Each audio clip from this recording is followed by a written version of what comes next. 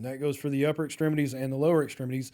And the different tests and the different things that you can do can correlate with this different muscle groups and different spinal levels. So far, so good.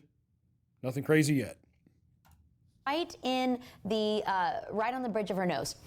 So go ahead and same amount of pressure, push up towards the ceiling, nice and locked still. I'm gonna flip the finger, so the fingernail is now on the bridge of her nose. Go ahead and give me the same amount of pressure, and that is an unlocked muscle. Okay, so there's no such thing as a locked or an unlocked muscle.